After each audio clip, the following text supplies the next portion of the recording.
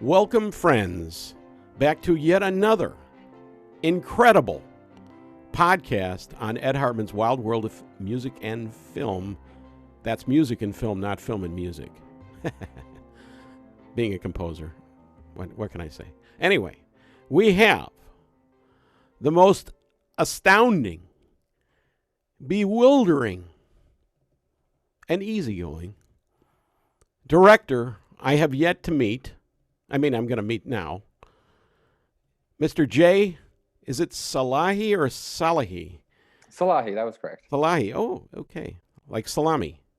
Yeah, salami with an H instead of an M. That's right. I'll bet you've heard that before. That was my nickname on the football team. They're like, Salami, get over here. Well, welcome to the show. Thank you so much. I've never had such a grand introduction in my life. It feels pretty good, actually. It is my tagline thing that I'm doing. I'm trying to up it each time. So I shouldn't feel special. No. But by the time I get to Spielberg, I'm going to be talking to God at that point, basically. Yeah, you'll be spending 30 minutes just building it up. That is my goal. So that's my goal as well. So. It's all of our goals. We have the same dream. Well, so as I've gotten to know Jay, he's an interesting filmmaker, and I mean that in a good way. He's made quite a film. I keep calling it Northwood Pizza, but it's Northwood Pie, and it's a wonderful film in the great Kevin Smith tradition. Yes. It really is. No, man, you are channeling that guy.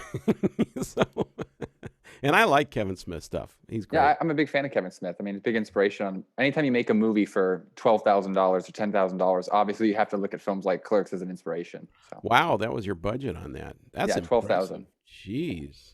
Man, truly impressive, because it comes off as a very well-made movie. I mean, it doesn't come off as cheap or, it has great acting in it and characters and development and story, and I really love the ending. Thank you. That means a lot. I really appreciate it. Honest to God, I was telling my wife, it kind of simmers along and along and along, and then all of a sudden it's like, boom, hits you in the butt. Boy, well done. So we'll get into that in a bit. But what I kind of like to do in these things is do my 10 questions. Of course. A la James Lipton. What is your favorite swear? No, we're not doing that. It's going to be clean version here. Okay. So, that's good to know. Yes. Well, I got to tell people that. Otherwise, I got to hit the button when I put this on different shows. And, whatever. If it happens, then I won't make it a clean version. Okay. I'll try my best. I'll have to tell my students not to listen. All right. Well, so, Jay, where are you from and where are you living now? So I am from Irvine, California, where most of the film Northwood Pie was filmed. Town in or city in Orange County, about 15 minutes away from the beach, kind of by Tustin and Newport Beach area, 10 minutes south of Disneyland. Grew up my whole life there, lived with my mom and my little sister for most of my life. And when I was 20 years old, I was working at Juice It Up, and my friends said, hey, they were older than me. They graduated college. They said, hey, we're moving to LA. We got an extra room. Do you want to come? And I said, yeah, here's the time. Let's do it. And I quit my job, dropped out of junior college, and moved straight to LA and started writing this movie. Junior college and worked at a juice place. That sounds like a familiar thing. I think I know where part of the story must have come from. All right. Very nice. So your total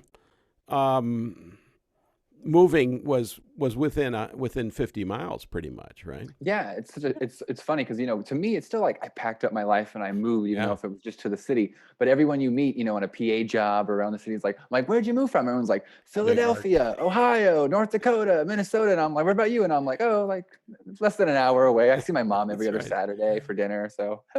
No, I actually have had a couple interviews where people were kind of moved around in LA, and it's a big deal for that. No, I understand that. And LA is huge, so yeah, it is a different state once you get outside of the city. 100%. Now, well, I moved from the Chicago area a long time ago, so I did a 2,000-mile trip. Did you ever go to Great America growing up? God, theme park over there? Yeah, no, I'm familiar with it. I don't think we were ever there. We Oh, had our own okay. little tiny amusement parks down the street, literally, that Oh, were, okay. kind of weird. I'm But a I've been theme to park junkie, Disneyland. so I had to ask. Yeah, yeah. No, I I don't do well on fast rides. So I don't do well on any rides, actually. If I'm not in control driving, I don't Sure. really want to be in a vehicle. That I can understand. Anyway, all right. Well, that's good. And speaking of first jobs, I was thinking about this. I besides a couple of weeks at a retirement or nursing home thing, my first job was a pizza joint. So I related to the film very well. And in fact, I also did a similar pizza delivery specifically, and which my Wow. kid did eventually, which I was impressed. But when I was in college, I also did pizza delivery. It was my thing, and I had some interesting stories. So the scenes of the delivery in that film were somewhat kind of ringed a bell, Oh, literally. I'm glad you kind of related to it. I did. I did. Yes. Yes. Well, okay. Yeah. So Todd, the co-writer and lead actor, sorry, he actually worked at that pizza place in high yeah, school, and then my there's some sister history. now works there, which is hilarious. She just got a job there. Wow. And it is called Northwood Pie, right? It's called Northwood Pizza, so we It is changed called the that. movie to Northwood Pie. Right. Yeah. We have like a North something pizza in Seattle. I can't remember, but it's pretty good. Is the pizza good there? It's my favorite pizza, and I can honestly say that. I grew up as a kid Right. going there. It's just got the most cheese you could put on a pizza, and they put extra pepperonis, and it's delicious. Well, and I do have a question about that. Did you sell the montage scene as an advertisement for them? 'Cause it seemed No, not perfectly made exactly. for them. But I know it would work as that. Well, the main goal is like, hey, if they didn't like the movie, if they walk out and they want to eat pizza, then the movie was a success, even if they say they didn't like it. So that was. Right. I also No, need to fill runtime. yeah, yeah. No, I thought it was actually a perfect opportunity for a sponsorship. Yeah. You could probably do those films if you wished. Actually, you'd be well suited for advertising at this point. Have you done any of that? That's actually what my job is. Oh, okay. I'm the assistant to the owner of a company, Moving Parts Inc., where we do branding and marketing for like CBS All Access and all the networks, NBC and stuff. So we do all Wow. the commercials and network branding. The stuff you see like in between the commercial and the show. So Oh, everything you kind of see on the network in between is all us shooting that. I want to know who does like on YouTube TV the little things when they're filling time and you hear this just. Yeah. I want that gig. No, That's the actually, type of I things we want the produce. royalties for that. Yeah. If somebody's getting them, probably AI. Well, okay. So, and so, how did you start your career in? I assume on the film side, but maybe not. Yeah. Did it come on the film side? It did come on the film side. I just wanted to be a filmmaker since I was a kid. I watched Jurassic Park at 8 years old, the making of. I've seen the film before, but that's when I saw just everything that went into making a picture. And I kind of realized that the only way to visit Jurassic Park is to go make Jurassic Park. Hmm. So you have to actually, to go on that adventure of shooting it for 100 days, of sitting in the room, sound mixing it, of going through the experiences and up and downs of not sleeping and the stress. That is what the characters go through. And I kind of realized at a young age that that's what I wanted to do. And since then, I started making short films and did all that throughout high school. And, when I was 22, I started making Northwood Pie. What was the first film you did? I mean, was it a video or, A lot of small things, as a kid, I would say yeah. nothing official, just fun little parody films. But I guess the first real thing we made was in high school. We made this film called Rooftop. It's this short film just about kids throwing water balloons off the top of a parking structure at people below. And basically it turns out that there was this like kind of passage of time and you think like, oh, it turns out they were throwing rocks, but it was all just in his head. And it was just, Oh God. it was kind of at that moment though, when we made that movie, that my parents and everybody was like, oh, you guys can actually do this. This is going to be something that we should like give you support in and push forward. Really? Well, okay. Well, they did support it. That's more than many. 100%. No, my parents support Could me. have gone the other way. Yeah. So, yeah, a little Adam Goldbergy. Sounds Yeah. like. Yeah. Did you have like some kind of a video camera that you kind of started with? I had just a little handy cam as a kid that you just Right. shoot, basic little army men in your room, Right. rounding corners, your little sister running down the hall, just the classic stuff. But Right. I never had too grand of a camera, but I was lucky in Orange County. My middle school had a film program. So in 7th grade, we were actually able to make videos for the school. We made parodies. We made a movie called Mission Slightly Difficult. We made a Ring parody. We made I a, want to see a that. Godfather parody about a guy who's, dealing homework. So we had a lot of fun in 7th and 8th grade just making those little parody films. And every Friday they would air at the school. So that gave us a nice little boost. Yeah, I did Super 8. So Okay, I never cool. had sound. I had to rig up record players and reel-to-reel tape recorders. Back in A my lot more day, work. impossible And pretty you had to much. cut up the film, right? I mean, Yes, I still have the editor. Razor blades and glue and tape. Ugh. uh, I mean, I have great respect for filmmakers oh, that, of course. I mean, I have the As the Earth Turns, that director Richard Leifert. I have his film estate, and I have the original As the Earth Turns with all the edits in it, and it's a remarkable piece of editing. And he Wow. became a great editor. He edited and directed the documentary Michelangelo that won Academy Award. Wow. So, man, yeah, I get it on that. All right. So, in general, uh, you went from making films as a kid, and then so at what point did things get more serious on the education side of filmmaking? Was there classes involved, or did you just figure it Um, out on your own? I kind of figured out my own. In high school, there was also a film program that I was a part of, and it was a very advanced film program. I felt like there was this called Film Ed Academy, and basically there was 13 schools in Orange County that they were kind of overseeing the film program for. We did the yearbook and they did everything, but they also let us produce short films along the way. Um, I never went to college for filmmaking, but I was always the most invested in understanding movies and understanding how they work. I've watched 600 to 800 movies a year, multiple years in a row, and I was really analyzing and rewatching things and just understanding on a deeper level. And when I was a senior in high school, I told everybody, I said, I'm going to graduate from college, and that year I'm going to graduate. I'm going to shoot a feature film, and we'll see how it goes. And I didn't even go to college or graduate a full 4-year university, but the time I would have graduated is the time I went and made Northwood Pie. So even though it took 4 or 5 years to get the movie finally released, I started making it, when I said I would. So that was good. Wow, impressive. Yeah.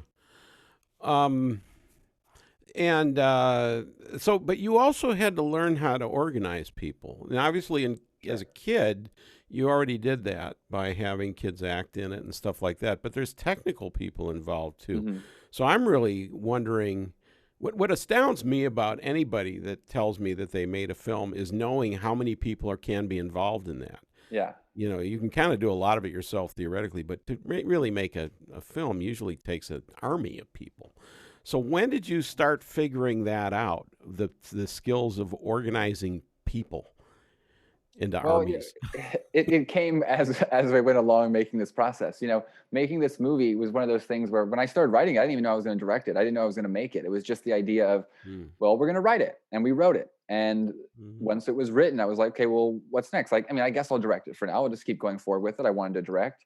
And it's like, well, what do you do after you write it? Well, you got to cast. So, we got some free casting websites. You look up some places in Los Angeles. Cats LA is no longer there, but you could rent a space for free, and all you have to do is see their actors as well as other actors. And I just had people come in for free. And over the course of 3 weekends, I like casted people, and I was like, wow, now I got a cast. Now I got this. And the pizza place already was cool with us. I grew up across the street from there. Todd, who was writing the picture, had worked there for multiple years. So they were giving us the key so we could do whatever we want. So a location fell in place. The actors, kind of just we cast who we could cast, and luckily it's one of those things when you make a movie so small. I probably saw 30 to 40 actors and actresses for every part, but there was maybe only one I would say that I would cast in every single one. So we were lucky to find that one person that was Yeah. hireable for this picture, I feel like, in the process. And then we didn't have rehearsals, but we kind of just ran with it. And even getting a DP, a couple people said no. People thought I was crazy. I'd never directed a short film before or anything.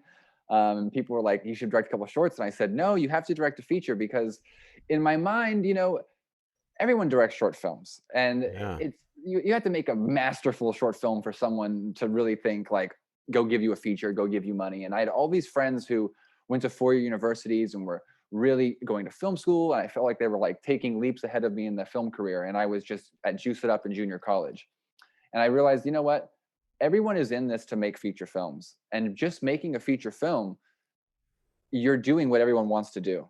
And you're also learning things that people don't learn, because anyone can tell a story for 4 or 5 minutes, I feel like, or 10 minutes, but to keep someone's attention for 80 minutes is something else. So I kind of put trust in the format, and I put trust in what I believe was structure and pacing, and I kind of roll with that. And the crew was very small. It was just me, a DP, a sound man, and someone helping out the whole time, like one extra person, and then the actors. And we were just kind of running and gunning. But I guess going back to managing, that's what's funny on a movie this size, when you don't have a whole crew, it's all management. It's getting everybody to show up. Like that was basically my job, I feel like, was just get everyone to stand in one place. Because you get half your actors who are standing outside in the back to come in the pizza place.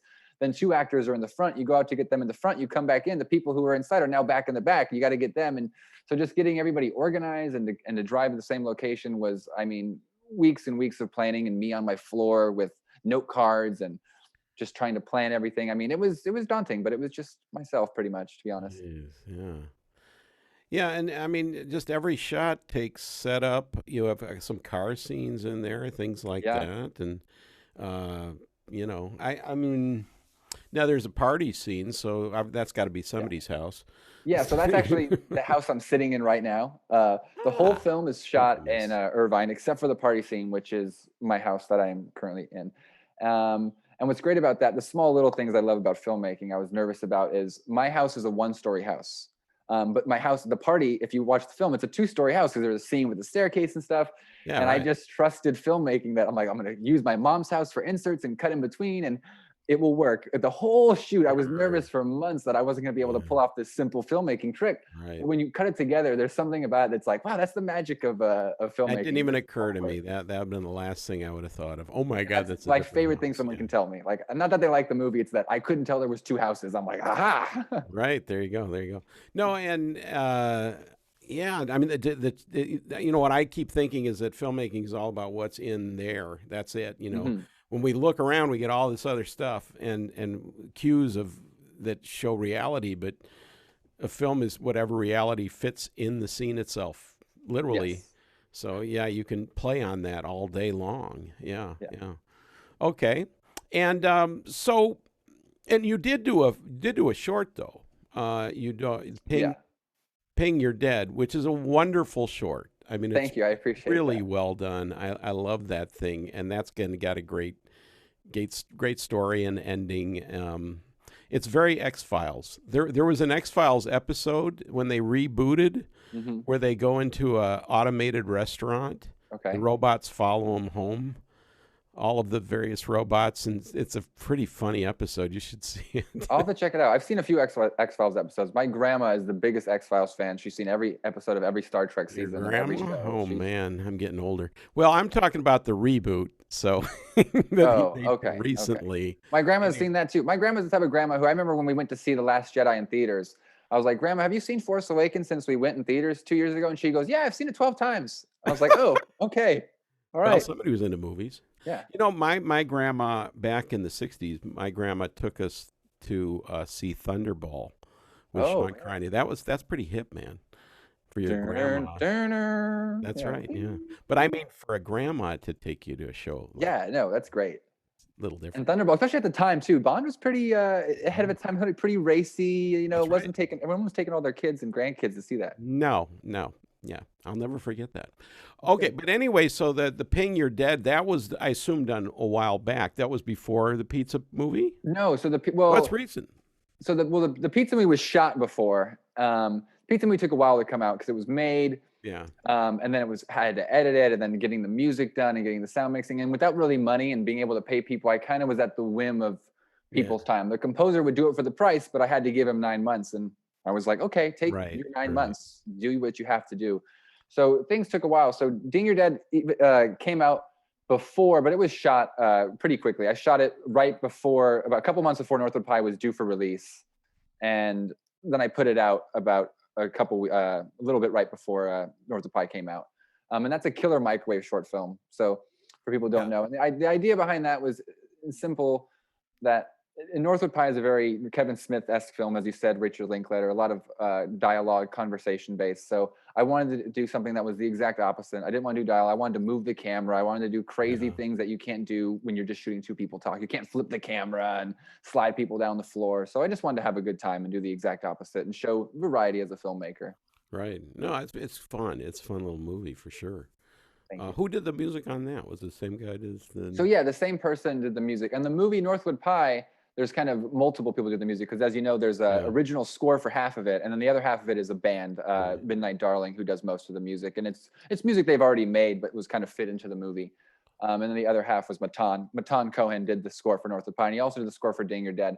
And Matan's a lifelong childhood friend. We've made movies together on Wow. little video cameras in 7th grade and 8th grade, all throughout high school.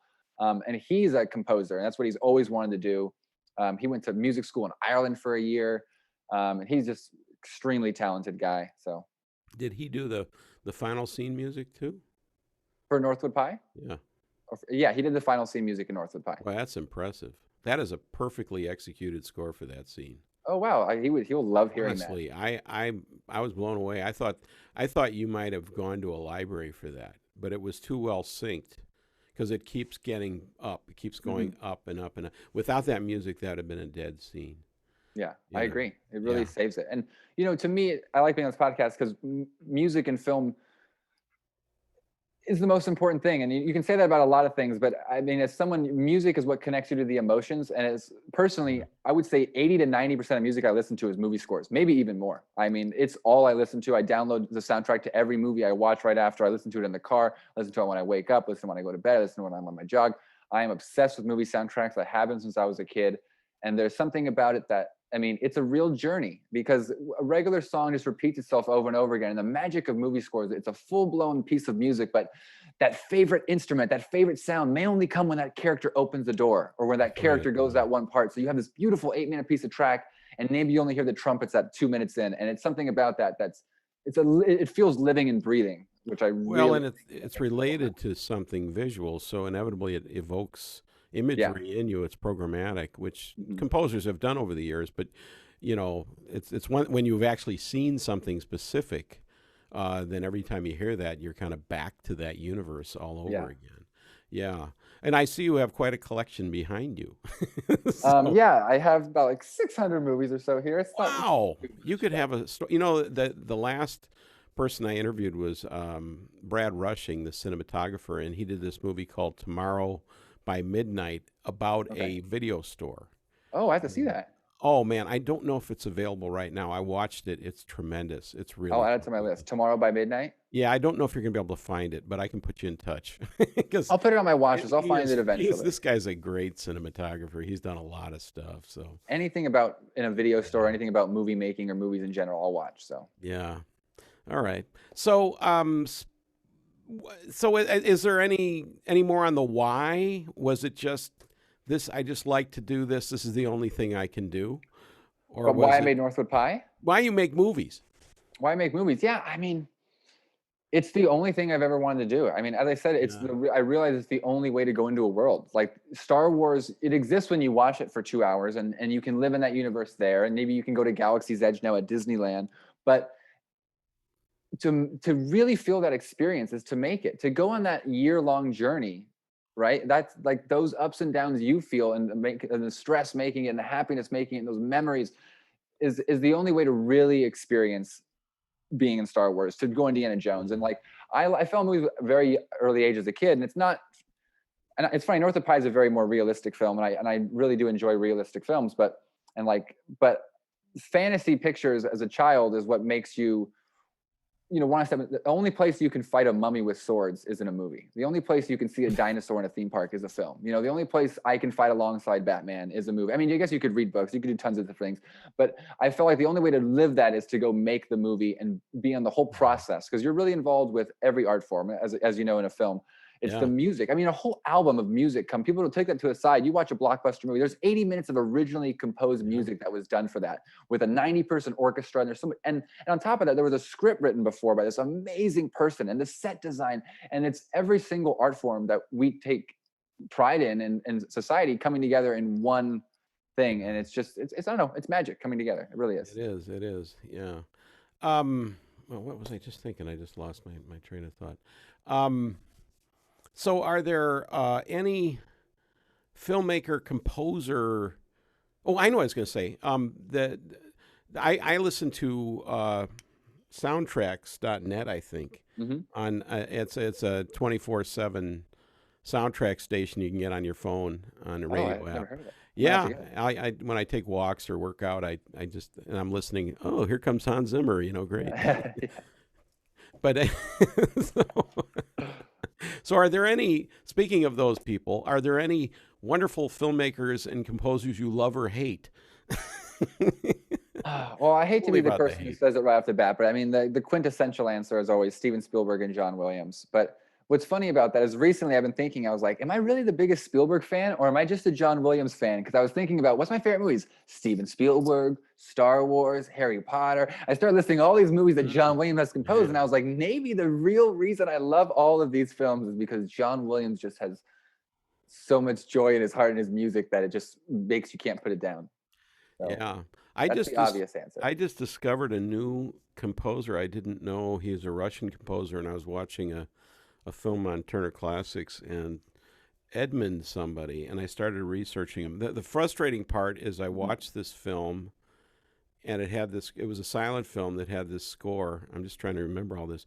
And I got through the whole thing, and I thought, oh, I got to hear him. And it was an orchestral, and it turned out it wasn't him. It was a redo by somebody else. And I'm thinking, Ah, man, I thought that sounded kind of modern. yeah, You know, kind of takes you out of it. I want to discover this. He worked with Serge Eisenstein. Great. He did oh Potemkin, Battleship Potemkin, things like Oh, that. okay, yeah, yeah. So, you ever seen Prokofiev, Alexander Nevsky? I'm not. Oh, there's something to see. I mean, Prokofiev's major composer, but he did some film music, and the Battle on Ice is just isolate that scene.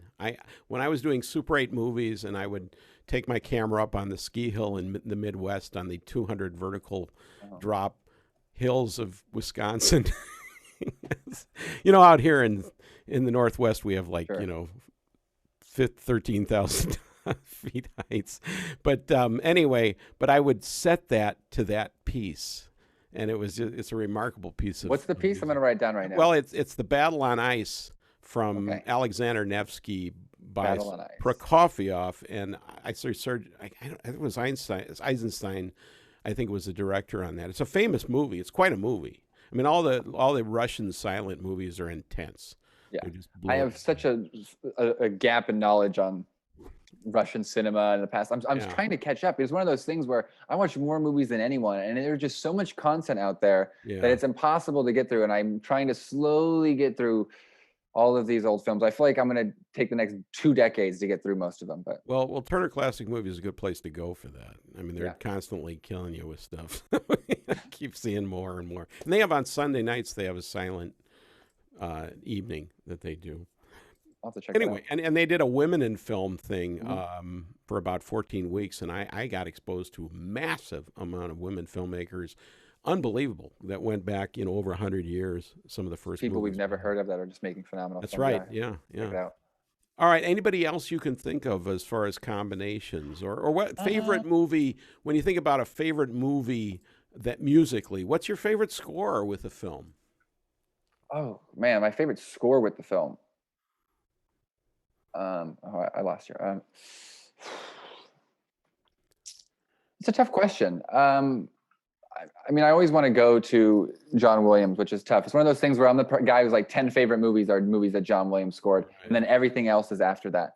Um, Favorite soundtracks. I know this. I like Swingers a lot. Swingers is one of my favorite movies. And I like the way that it kind of feels modern, but it also has a sense of time period about it. It invokes the 90s, but it also invokes that 90s culture that was just trying to invoke the past. And I think it does a good job where the score balances, like, because it uses a lot of regular 90s kind of like new age Right. swing music, but it kind of also has a score that kind of goes along with that. And you can't really tell where the score ends and where the regular music stops. And I'm a big fan of scores like that too, where you can't find Yeah. the blending line of like, wait, where's the band stop and the score would begin and stuff like that. It's really nice dissecting those things and going back on YouTube later and going to soundtrack and like, oh, this is a composer. Oh, this is a band. You know, I'll tell you one of the great examples of that is the remake of Karate Kid, not remake, the sequel, the TV series. Oh, Uh, yeah, the of course. composers that did that, I watched a wonderful chat with that, and I've seen all 3 seasons. I like the yeah, show. and they did a lot of that music. I mean, you know, it was, you know, they placed a lot of stuff that was Mhm. major stuff, but they really tried to channel that '80s score, and they did an incredible job with that. I think so So, too. It was nice. I just rewatched all the 3 original Karate Kid movies right before I watched the yeah, series. And I was surprised how well they were able to tie in not that's just from the right. first film, but the second film and the third film and musical motifs too, as you said. It was like That's music. right. It wasn't just the main theme. Sometimes I get scared. They make these reboots and remakes, which I understand wanting to be fresh, but they won't use the main theme of the movie that was so great or so famous before. Yeah. And it's nice to kind of see them hint at it and bring it back and also bring back the secondary themes throughout.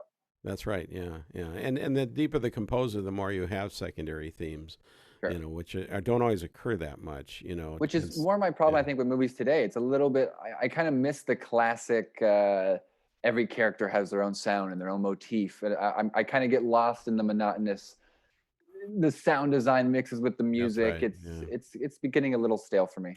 yeah. No, you know, it's all drums and drones and stuff like Yeah, that.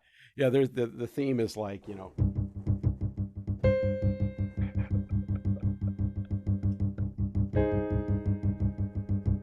all right, we got it. that was good. No, that's it. And it's weird because the cutting pattern almost doesn't match anymore because it feels, I think moments aren't getting emphasized like they used to, I feel like. That's true. Yeah. Well, It and feels like I a think you're montage. right. I think it's it's sound design more than score, Mhm. and sound design is about the overall ambience of an area of a film, maybe even more than one scene. You know, you can go back and watch. I mean, it's like the opposite would be Warner Brothers cartoons, where you know you go, you know, every note is notched with every. Yes. Which Yeah. is why I love Curb Your Enthusiasm. They have those same 5 musical True. motifs that they just use constantly, and they never get unfunny. They're always That's hilarious. true. Yeah. Well, Seinfeld had the, you know, Yeah. that funky whatever. That guy made money.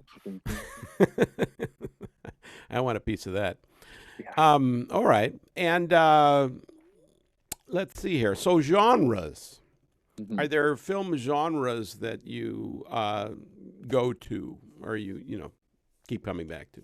So I'm one of those people who likes everything. I can watch and understand all genres. I love all genres. I have nothing against genres. Everyone has taste, and I have taste. But it's weird to me when I meet people who are like, "Oh, I love every movie that takes place in space with lasers, but I don't like movies with swords." Right? I'm like, okay, it's the same thing. If you plot wise, it's just you take a sword, and you give them a gun instead, or you take the gun, and give them a sword, or the planet's brown instead of being in space, or now it's in the past and the future. As a writer in me, I see the connection between everything. But as I was saying earlier, I think bigger movies are what attracted me to film. So I like big blockbuster type of movies, not so much as much anymore, but those classic things that can only be told on a grand scale. And my favorite thing is period pieces because there's just something about the past. Because when you watch a film that takes place in the past, you instantly believe what the people believe in the past. Like you put on the constructs of what they have. So, if a movie takes place in 1770, whatever they can believe, then you can believe then. So myths and legends are more believable because people then believed it. So it becomes more real to that world. Where in today, if you have to do it, it's hard to kind of balance. It's like the Mummy film with Tom Cruise is harder to do because you have to explain how the mummy's in 2020 versus in 1930 or 1920 when you just go looking for a mummy. People might believe that, oh, you went to the far side of the world and dug up a mummy. So there's that sense of mystery that still is invoked. And who doesn't love candles and fire everywhere, which is great. But on the exact opposite in that, and you can tell with Northwood Pie, which is a really stripped down movie, I love mumblecore, stripped down cinema down to the core, just like simple characters talking movies. I love Richard Yeah. Linklater. I like the Duplass brothers. Two people sit on a bench for 90 minutes and have a great conversation. I would love that movie if it can be compelling. So I kind of like the dichotomy of the super extreme and the very low scale. Although I do miss the mid-scale budget movie a lot. It's really something that's disappeared. Well, then I'll be waiting for my lunch with Fred with you. Yeah. So that'll be all right. Well, okay. I don't know what, yeah, for me, what genres I mean, if I do the Richard Lyford biopic that I'm working on, that will have to take place in 1920s, 30s, and 40s Seattle Nice. and beyond. So that'll be interesting to see if that can get pulled off. So when I'm a you little work on nervous something, about it. how much research do you do for a project like that when you make it? Well, this will be the first time I've tried to write I'm working on the biopic right now. I've only been working, I started on As the Earth Turns in 2018, scoring it and all the rest of it. And so it's been brewing. And I got a documentary I'm just finishing up. And so basically I've been working on this thing for like 3 years now. Wow. But it's not like it's just kind of happened, like kind of what you're talking about. I don't think anybody can plan this sort of thing if they try. Sure. The backstory is on stage 32 on the whole thing. So you can, I have it archived there just in case somebody wonders how this happened. But it is going to turn classic movies soon. Nice. Wow. So I'm still waiting for a time on that. But Nice. it'll Congrats. be, yeah. Okay.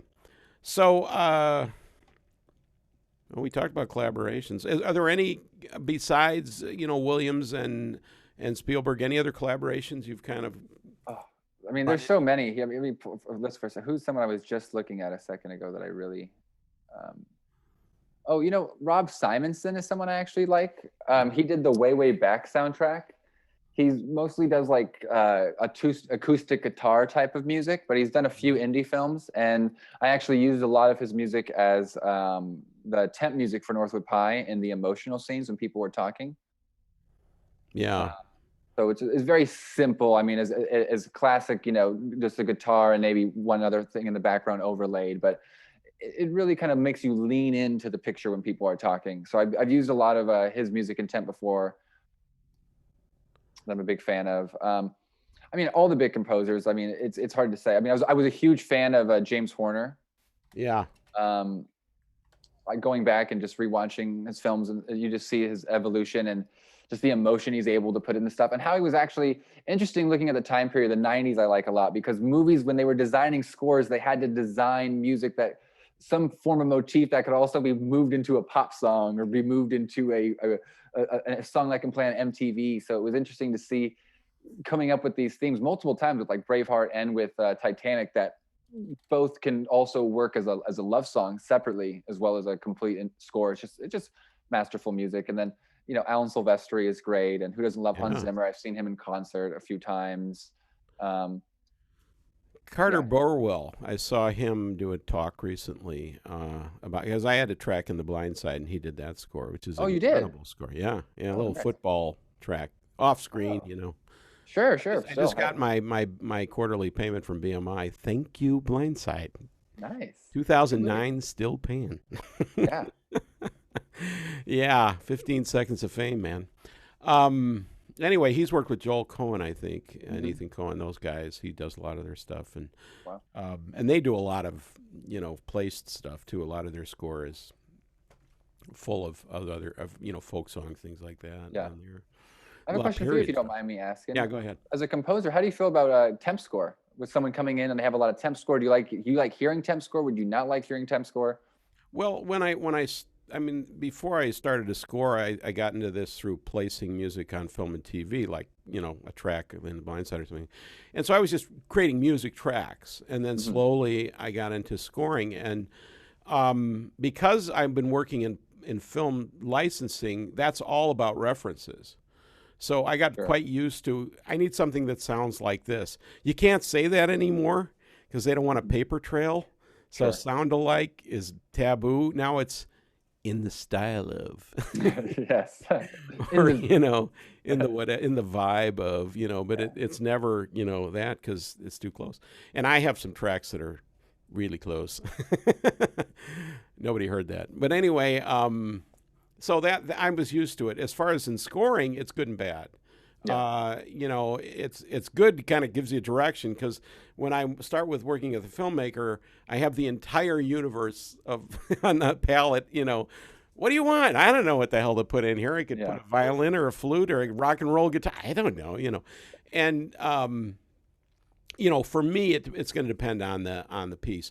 Now, I've done some films recently that were comedies, and they, rather than wanting kind of the plucky pizzicato strings, which is, you have some of that in your score, which works very well. Yeah. It's an easy score to create, or easier. Yeah. It's That's what Matan said. non-intrusive. But and that's, you're really not going to find temp for that, although you could. Sure. But usually, like in some recent scores, the music, they wanted it to be background, like overhead music, but they wanted it to have meaningful to it. It wasn't just, just bossa nova or something. They could have gotten away with anything. So, I wound up doing 7 versions of each track, like I'm doing library music. Yeah. So I don't know, but I've occasionally it's bit me in the butt, and occasionally it's worked really well. So I think that the session, you want to have that spotting session with somebody, go through the movie, and have them think about it. There is a part of me that loves the idea of not having that. Like when I did As Your Turns, the director passed away in '85, so hey, it was my call. Sure. The co-producer said, whatever you want to do, we're fine. Well, great. At that time, we didn't know what we were getting into. And that gave me a very free way to score, which is beautiful. Now, I didn't have the director to even talk to. Sure. So it was a leap of faith. And I assume his ghost is residing with the films in the next room that I own the film estate now. I have the 16 millimeter. So he will cut me down if I'm wrong on any of this. He had to be a great guy. Anyway, so I don't really have a good answer for you on that. I don't mind it, but it gets problematic. Sure. And nowadays people, they grab temp tracks off of free sites, and that they can use them for cheap too. So I've had times where the temp track was the same track from the same guy for multiple projects. I'm like, don't make me do that song again. I don't even like that piece. And it's used in it's like an ending, little kind of comedy ending thing. Like, yeah, we can get this for $59.95. Great, thanks. Like buying a stock picture online. Just like yeah. You don't want something original for your original film, man. Yeah. So and the tempitis is real. Temp love, where that's the problem with it. Sure. When it gets too close. Yeah. I definitely use a little bit of temp throughout Northwood Pie. It helps me with editing.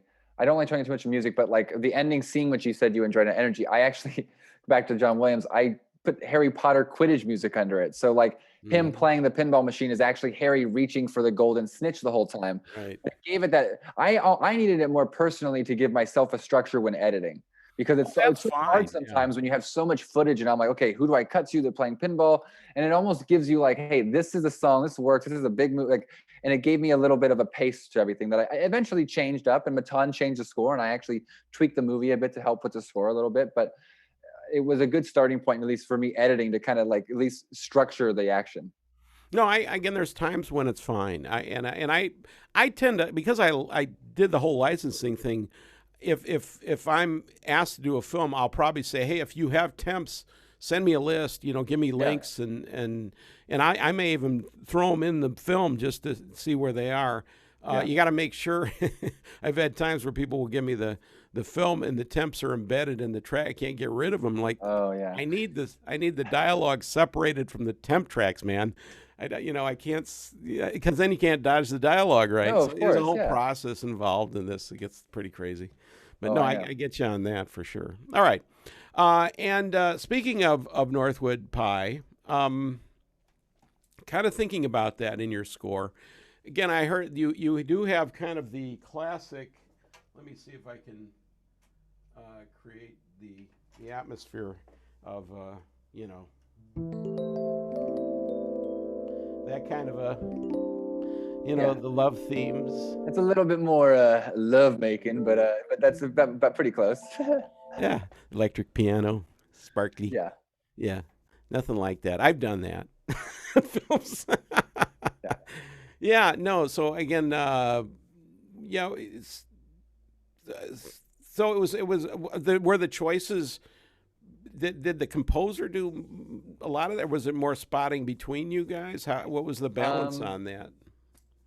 We're pretty trusting. He's one of my best friends, been one of my best friends for life. We have similar musical tastes. We send scores back and forth, and we had a good talk about the film. And A lot of the conversations, we picked that music because we've talked, I love music. I love movie score in movies. And I think it's getting almost drowned out a little bit today. I kind of miss the operatic feel of cinema where the music is almost driving everything.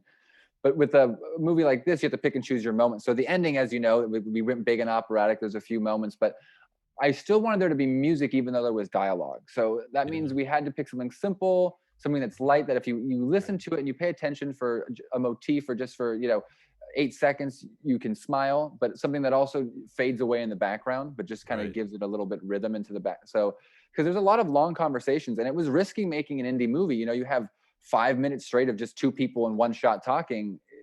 You need that little plucky pizzicato to kind of give it a little bit of an upbeat vibe kind of throughout. And there can be audio issues when you're doing stuff like that. You can get a lot of background noise coming in the film, and if you don't have a lot of budget, sound is usually a thing that did you have to do any of the dialogue, replace? Yeah, I was really, that's the thing, that's the stuff, again, as a filmmaker, I'm so happy about, is there's probably 3 scenes in Northwood Pie that are ADR, and like some moments, I mean, people can't tell. There's a couple of lines that I'm like, but there's some scenes where the whole scene, the whole character is ADR, and it works really well. But I have to thank my roommate, friend who lives in the back house, AJ Hamilton, who also plays Matan in the movie. The person he first meets, the manager of the pizza place. He built me a big sound booth in our garage. He built a giant, like an actual 4-wall sound booth. He got this foam material, and we had ADR sessions, and we threw every actor in the booth for a couple hours. And I mean, it did a really good job, and I was really happy with that. And then on top of that, though, the recording of it was not great. Sometimes you're in a pizza place. The pizza place was open the whole time, so sometimes some of the shots, it looks like, wow, it looks really inactive. It's like, yeah, because that was a customer who really walked by the screen. That's the guy who really did work there trying to get by the actors holding a pizza. So, but in terms of that, that's why I mixed a lot of sounds into it, because I was like, you have to add depth and texture, because even if you can't hear it great, if there's so many sounds and it sounds natural and it doesn't just sound like static, then that's what's important. So I made sure to add, there's always dialogue of other characters talking in the background, even if it's so quiet, or dog barks or wind or cars driving by. And I watched the making of Transformers 4 of all movies, and Skrillex, because I saw a thing online, Skrillex, the dubstep DJ, did sounds for that. And the sound designer of that movie said, there's times where we have thousands, up to 10,000 sounds at a time going. And we have 1,000 different things on the timeline. I think to myself, that's so crazy. You can't hear 1,000 sounds. Yeah. But you layer it so much, it gives it that sense of professionalism that I feel like a lot of movies the size of my picture don't do. And I can hear the hollowness. And I mean, I spent months in my room on this laptop I'm talking to you now, just hunched over just every little bit, adding every possible. I mean, if you could think of it in the background, I would add it, and just put negative 100 and just made this whole stack of sounds.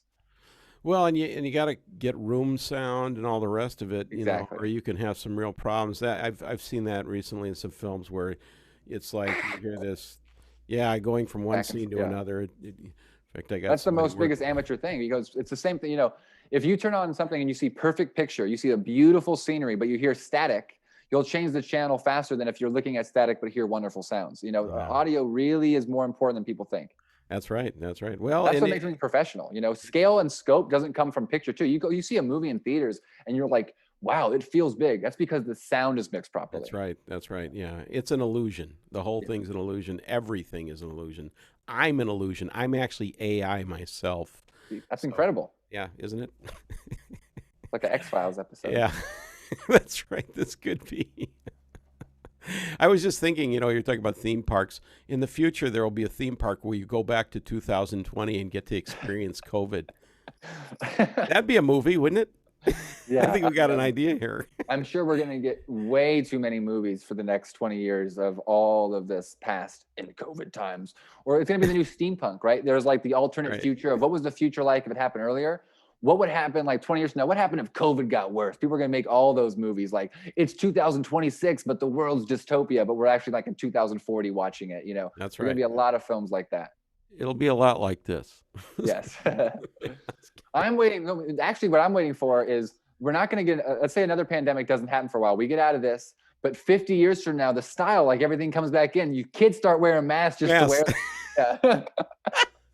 Well, I have this is mine. This is my own design. I created early on a swag shop. I included masks, as well. So That's smart. you can visit that on my website at artmusic.com. All right, I'll check. I always need a mask. I lose them so fast. I don't know how I somehow don't lose my car keys, but I lose a mask every other day. I have some. I actually grabbed some scenes from As the Earth Turns that are on there that are pretty cool. Yeah. Yeah. Anyway. Okay, so finishing up, are there any regular collaborators in crime that you work with? My main collaborator is Todd Knock, who is the co-writer and lead actor and co-producer. He's great. He's great. I mean, he really Yeah. is, and he's not an actor. He's just, it's one of those things when you make a movie for so small, there's no one right who fit the role. And Todd understood the dialogue, he understood the Yeah. pace and the rhythm, and I was like, you know what, you're good enough, Todd. Just sit in the scenes and don't fuck it up. Excuse my language. I'm sorry. Oh, You can edit that part out. I'll edit it out. Sorry. But that was really the discussion we had, and it was really that much depth about him. Yeah, practice for me. I did so well until right then. I was so upset. All right. No, I think he's great. I see him in a future on what's the computer series that was on Silicon Valley. Yeah, he could easily fit in that cast. Yeah, no, he has that vibe. He has a good tone to him. But it's an incredible vibe actually, because it's like a little of that, and it's a little bit of what was that crazy movie with the kind of I can't think of it, but the guy who kind of does the crazy dance at the end for the school. Oh, Napoleon Dynamite. Yeah, he's got a little bit of that vibe there. Or not the Bill Hader. But Todd is cool. I think that's what makes that movie. He's like, as much as he's thinks he's a nerd or whatever, sure. He actually comes off as a cool kid. He's somebody you'd want to hang out with. Yeah. Even though he smokes. Sure. That comes out of too, just needing to give them something to do every scene. It's just like, hey, should they sit here and do nothing? It's like, hey, it gives you something to hold in your hand. Yeah, well, I mean, did you create more addiction in that movie because everybody? No. In the Lyford films, everybody smokes in that, and they were all in high school or young. Oh yeah. Thankfully, everyone was out of high school in this, but yeah. Well, in those days, it was a thing. So at the time, Todd smoked cigarettes. He doesn't smoke cigarettes anymore. At the time, he smoked cigarettes, so it wasn't too bad asking him to. Yeah. No, he looked like it was a thing. He didn't look like he was faking it. But he also, his vibe is just very relatable, I think. He doesn't look like, and I love Todd. I'm not saying he's not an attractive guy, but he's not Ryan Reynolds standing in there, trying to tell everybody, hey, he's just like you. He's not Andrew Garfield skateboarding Spider-Man. Right. Like, isn't his life so bad? It's like, no, he's just an everyday guy. He's like you or me. So that's right. And I think that's why, things like Silicon Valley work, because those characters look like people that, and they weren't recognizable when those things came out. They weren't, now you see them on commercials and stuff. Yeah. They still have a very plain vibe to them. There's maybe a whole new, I wonder about that. I wonder if maybe there's a new generation of kind of acting that's coming from much more of a plain sense, rather than, stars and makeup and all the rest of that crap. So, yeah. I think, we're so used to, with Instagram and social media, I think what people want is different. And so I think that, we don't need to go see as much glitz and glamour to go to the movies to see that. You see it every day on your phone, just scrolling and seeing your classmates. So there's less of a need, I think, to go see perfect people in a movie screen. Well, and filming can be a phone. Filming can be anything. We're used to all these platforms where you can see visual image. And so the concept of what the difference between professional and amateur is all blurred right now. Found footage, that whole thing is a whole deal. So yeah. Even am I a professional or an amateur? I don't know yet. Still, I'm trying to figure it out. So I don't know. It depends how much money you make. So what is? Well, I'm an amateur for sure. Yeah. Well, hey, you raised money. How did you raise that money? Through Kickstarter, most of it. We raised $10,000 on Kickstarter, which most of it was a way for my family and Todd's family and other people to donate. I didn't go to a four-year university, so it helped. I was able to get my dad to give me a few $1,000s to kind of help start it off, and I got to pay that back. And then all the aunts and uncles that I haven't seen in a while, and Todd's aunts and uncles, and every single person I went to high school with, and every single person that was in the city, So that was a good thing. It's kind of a niche because everyone who lives in Irvine and lives in that area knows about the pizza place. And I seem to get a random email or DM every week from a random person who's like, I went to school there 20 years ago. And there was a lot of donations like that too in the beginning, where I would get a random $100 from some man who lives in Laguna Beach who's like, I went to school around there and I went to the pizza place twice in the 80s. And, here's $100. So, I mean, Well, that's interesting concept in fundraising, having some kind of a link to community for sure. Yeah.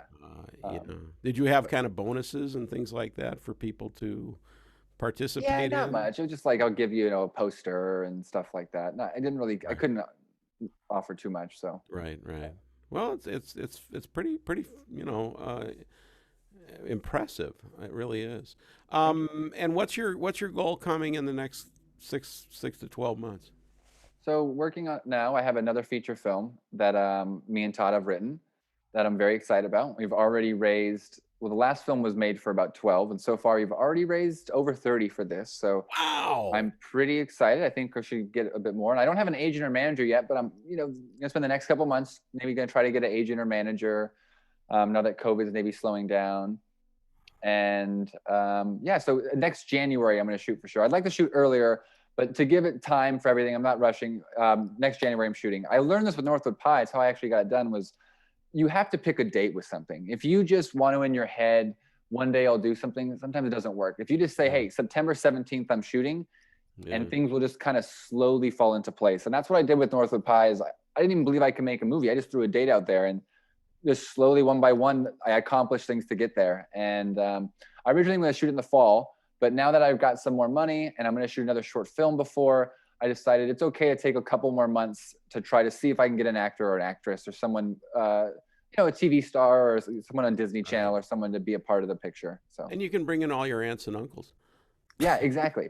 Well, it's also one of those things that's funny. When you make Northwood Pie, no one wants to help. Like, people didn't really believe in you. Like, people were like, oh, I want to help this guy with his feature. He's never done anything. It was hard to get people to just be extras. It was hard to get people to want to hold a light. Like, people, like, even to convince people to shoot the movie. Like, the sound guy quit halfway through because he was like, oh, this is going to suck. And it's one of those things where now people are like, everyone wants to be a part of it, right? Everyone wants to help out. It's like, oh, now that the movie got released, it's like, wow. That's so right. Yeah, they can be famous. Yeah, exactly. So, hopefully it seems like it's a bigger project, but it should be fun. It's a coming of age horror movie in a house, but it should be a lot of fun. Wow. Okay. Yeah. All right. Well, I think we've exhausted every possible detail there is. Is there anything else you can add? I mean, I can add stuff for 24 hours, but I think we'll let this go for this part. But I expect to be back every movie I make. So. All right, damn right. Well, if I'm still doing these, absolutely. All right, thank you. Perfect. Or if I'm rich by then and I don't care anymore. But, well, thank you very much, Jay. And I would encourage everybody to check out what Northwood. I keep thinking there's a company called Hardwood Music that makes percussion instruments. And anyway, Northwood Pie. Yes. And if you want to see a slice of life, trademark. This is a great film. Honestly, it really is fun, and you'll enjoy it. So thank you, Jay, and everybody else. Thanks for listening, and we hope to see you down the road.